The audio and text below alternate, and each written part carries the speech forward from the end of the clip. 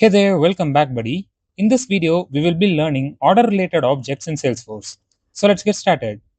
Now till the previous episode, we have learned that if business got any opportunity to sell their product or services, they have to create record under the opportunity and then they will be adding the related products which is nothing but opportunity line item to the respective opportunity. Now the next step is to create the quotation which they will be sending it to the customer. Now let's say your customer agreed upon the quotation that you have sent. Now, what is the next step? Now, the next step is to create the order record. So, in order to create the order, go back to opportunity and you'll be seeing the related object which is order. And let me create one order and demonstrate it for you. So, let me create one new order. So, here you can fill the informations like what is the order date, what is the status of the order, and then you can also fill the shipping address, delivery address, and customer authorized by. This is nothing but your customer. You can tag which customer is going to receive the order or who is going to take authority of this order. And similarly, you can also assign your internal user. Okay. So let's say I'm assigning some random user and I'm saving it. So before saving here, you can see contract number, right? Now let's say this order is on contract basis. For example, this is applicable for 1 year and after 1 year, they have to renew this order and all. You can use the contract object. For now, I'm just leaving it as empty and I'm saving the order record. So once after creating the order record, we have to add the order products. So whatever the product and price agreed upon in the quote line items should be converted as the order line items. So just for an example, let me create one order product. So let me select the price book. And just for an example, let me select one product. So basically this quantity and the unit price should be same as in the quote line items, which your customers agreed upon. Okay. Now we are creating these records manually, but in real time, we have to automate these processes. For example, let's say the quotation is accepted, we have to automate the creation of order and order line items. Now let's say all of your order line items are ready to get dispatched. You can activate your order. Now comes the question, what next after activating your order? The next step is to create fulfillment order. So basically fulfillment order represents a subset of an overall customer order that is assigned to a specific location for picking, packing, and shipping. To put it in simple, it breaks down a large order into actionable, shippable units based on location, recipient, and delivery. Now, let's say one of your customer ordered 100 mobile phones. What happens at the back end?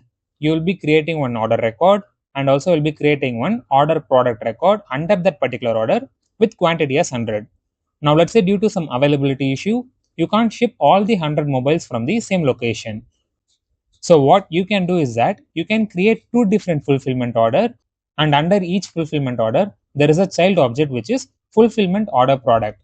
This will be tagging the fulfillment order and the order product. Okay. So basically this fulfillment order helps us to track from which location your products are getting dispatched and to which location your orders are going to get delivered. So this is the use of fulfillment order and fulfillment order product. So let me try to create one fulfillment order. But here you can see I don't have an option to create the record at all.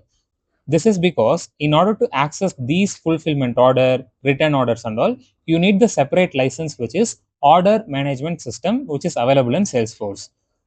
So as we are not having that particular license, you can't create any records under this particular object. But I just thought of sharing my knowledge regarding this fulfillment order and fulfillment order product. So if you're going to object manager, you can see it tracks multiple information, but the main information it helps us to track is that from which location the order is getting dispatched to which location the order is going to delivered. And here you can see the fulfill location is nothing but look up to another object which is location. And not only that, we can also track the status. Let me search for status over here. And yes, so once the order has been received by the customer, right, the status of this particular fulfillment order record will be changed to fulfilled. So this is how we will be using fulfillment order and fulfillment order product. Now let's say your customer received your product and they decided to return your product. And that's where to another object which will be helping us is that return order and return order line item. Now let's say I'm opening up this particular return order. You can see there will be a lookup to order itself. And as I said, let's say your customer is returning their order, you'll be creating one record under this particular return order, tagging its original order. Okay. And not only that, it has its child component, which is return order line item. Let me show you that as well. So here you can see, right, return order line item. So this will be tagging the return order and the order product. Now finally, to summarize, first we'll be creating the opportunity along with its respective opportunity line item.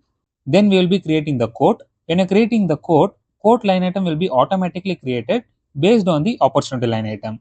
Then let's say your customer agreed upon the quotation that you generated, you'll be creating the order and the order line item. Now in order to track the from location and the to location, we will be creating the fulfillment order and fulfillment order line item. And let's say the order was delivered, the status in the fulfillment order record will be changed to fulfilled. And let's say your customer wants to return their order, we will be creating record under the return order and return order line item.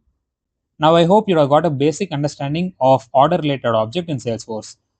So usually in real time, businesses will be purchasing the OMS license in which there will be many other standard objects to completely streamline the order management. And yes, that's it for this video. See you next video. Thank you. Bye bye.